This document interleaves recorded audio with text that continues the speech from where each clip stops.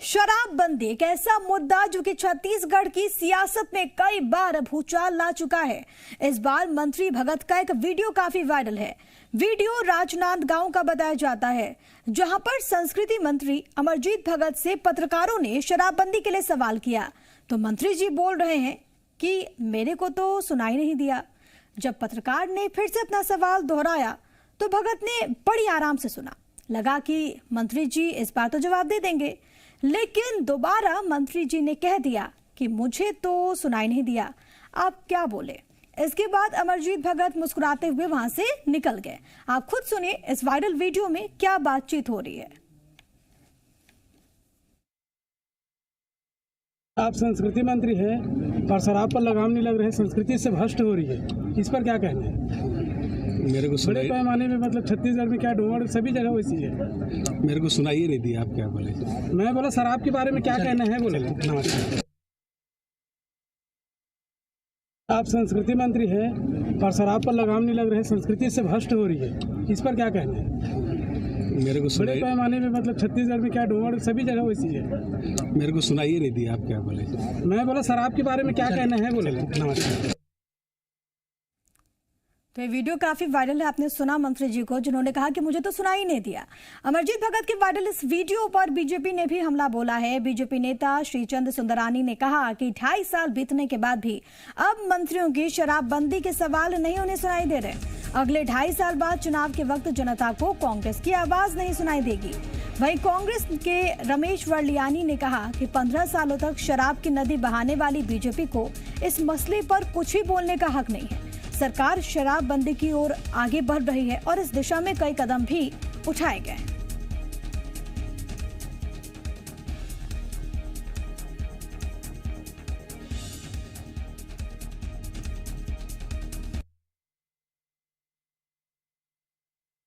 ढाई साल तक सपना दिखाते रहे लोगों को, चाहे शराबबंदी की हो, चाहे बेरोजगारी भत्ते की हो, या स्वयं सहायता समूह के बहनों के कर्जे माफी की हो।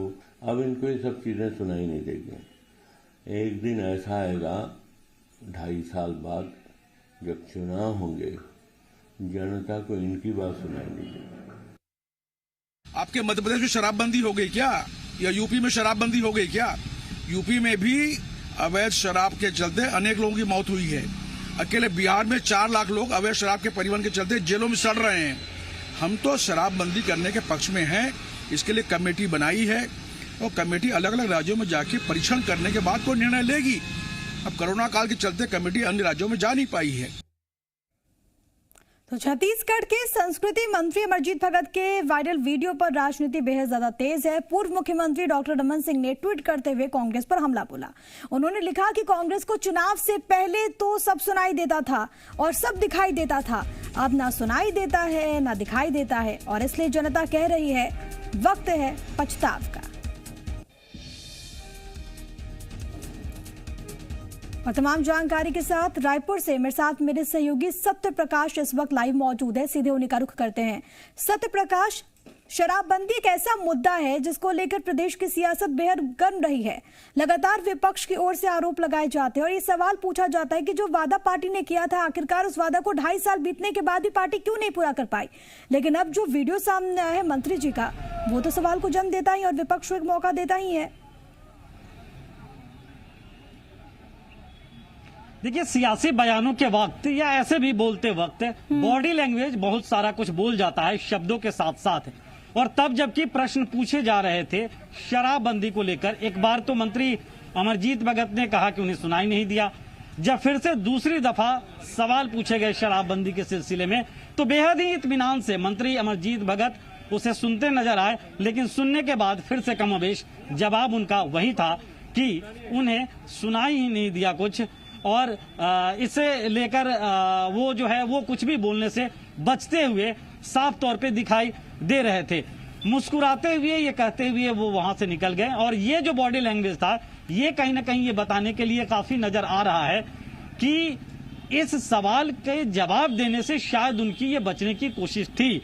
जबकि अगर कोई जिम्मेदार पद पे बैठा हुआ जनप्रतिनिधि है, विशेष तौर पे अगर वो मंत्री है, और तब जबकि खुद वो खाद्य और संस्कृति मंत्री है, ऐसे में उन्हें उन बातों का जवाब जो लगातार प्रदेश के भी अलग अलग क्षेत्रों में लोग पूछते रहते हैं, विपक्ष लगातार वो सवाल उठाता रहता है, पत्रकार के नाते हम सब भी ये सवाल पूछते रहते हैं कि आखिर जब 2018 के विधानसभा चुनावों के वक्त घोषणा पत्र में छत्तीसगढ़ में कांग्रेस पार्टी ने ये वादा किया था कि शराबबंदी होगी, तो वो शराबबंदी कब तक होगी?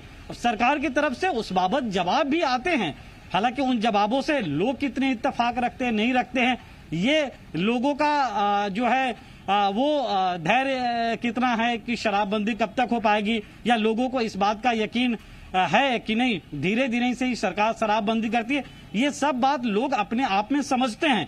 लेकिन एक जो जिम्मेदार पद पे बैठा हुआ व्यक्ति है वो जवाबदेही से बच नहीं सकता, ये सियासत में या गवर्नेंस में कहा जाता है। और ऐसे में विपक्ष सवाल यही उठा रहा है कि क्या ये मंत्री अमरजीत भगत की जवाबदेही से जो जवाब उन्हें देना चाहिए उससे बचने की कोशिश नहीं है, और अगर उन्हें शराबबंदी को लेकर अब सवाल सुनाई नहीं दे रहा है तो क्या जनता को ये जो है वो कांग्रेस पार्टी की आवाज सुनाई देगी 2.5 साल बाद जब चुनाव का वक्त होगा?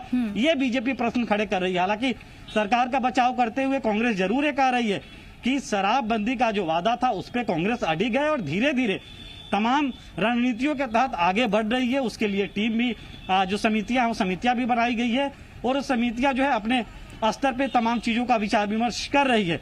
लेकिन इस बीच पूर्व सीएम डॉक्टर रमन सिंह ने भी इसे लेकर निशाना साधा है। तो कुल मिलाकर अगर हम देखें तो जिस तरह से ये वीडियो सामने निकल के आया है, ठीक है, मंत्री जी को तो आवाज नहीं सुनाई दी, सवाल नहीं सुनाई दिया, लेकिन जनता सब समझती है, सब सुनती भी है और फैसला भी करने के लिए जनता बेहद सक्षम है। लौटूंगे आपके पास। फिलहाल हमारे साथ 2 नेता इस वक्त जुड़ गए हैं पॉलिटिकल पार्टी से पक्ष रखने के लिए। हमारे साथ संजय श्रीवास्तव साहब जुड़ गए हैं जो कि भारतीय जनता पार्टी का पक्ष रखेंगे। इसके अलावा संजय शुक्ला साहब भी हमारे साथ जुड़ गए हैं कांग्रेस पार्टी का पक्ष रखने के लिए।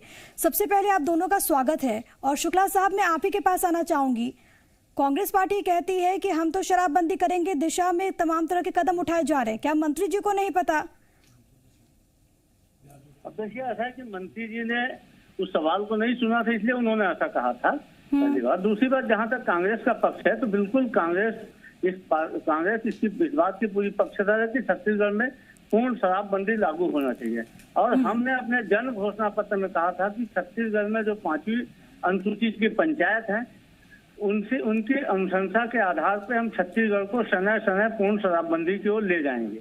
देखिए, छत्तीसगढ़ इस समय 7 राज्यों से जुड़ा हुआ है, तो ऐसे में एक बात भी यदि शराबबंदी की जाती है तो कहीं न कहीं अवैध शराब की तस्करी और तमाम तरीके की दिक्कतें आएंगी। उसके बाद छत्तीसगढ़ की हमारी 3/4 जो पंचायतें हैं वो 5वीं अनुसूची की पंचायतें, आदिवासी बहुल इलाका है, 32% आबादी हमारी आदिवासियों की। तो संवैधानिक रूप से 5वीं अनुसूची की जो पंचायतें हैं वहाँ पे 5 लीटर शराब रखने की उनकी संवैधानिक उनको अधिकार है। तो ऐसी स्थिति में उन पंचायतों की अनुशंसा भी आवश्यक है। लेकिन हमारी सरकार ने छत्तीसगढ़ को पूर्ण शराबबंदी लोगों को स्वयं स्वप्रेरित रूप से शराबबंदी की ओर बढ़ाने के प्रयास शुरू किए। शुक्ला साहब, लेकिन ये दिक्कत होगी, वादा करते वक्त आपको ये समझ में नहीं आया था कि दिक्कतें होंगी, फिर वादा आपने क्यों कर दिया? संजय श्रीवास्तव साहब, शुक्ला साहब का ये कहना है कि देखिए मंत्री जी ने तो सवाल सुना ही नहीं, क्यों विपक्ष से मुद्दा बना रहा है? मंत्री जी से जब सवाल पूछा गया मंत्री जी को सुनाई नहीं दे रहा था।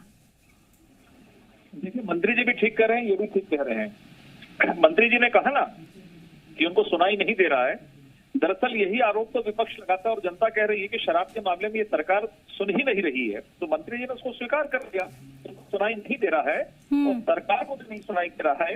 इसका सीधा सा अर्थ है कि अब इस सरकार को 2.5 साल के बाद सुनाई भी नहीं दे रहा है, इस सरकार को दिखाई भी नहीं दे रहा है। अर्थात जनता को जो आने वाले 2.5 वर्ष जो है ये बगैर दिखाई देने वाली सरकार, बगैर सुनने वाली चलिए ठीक है, इसका फैसला जनता पर ही छोड़ देते हैं, जनता ही फैसला लेगी। आप दोनों का बहुत धन्यवाद हमारे साथ जुड़ने के लिए और जी मीडिया से अपनी बातों को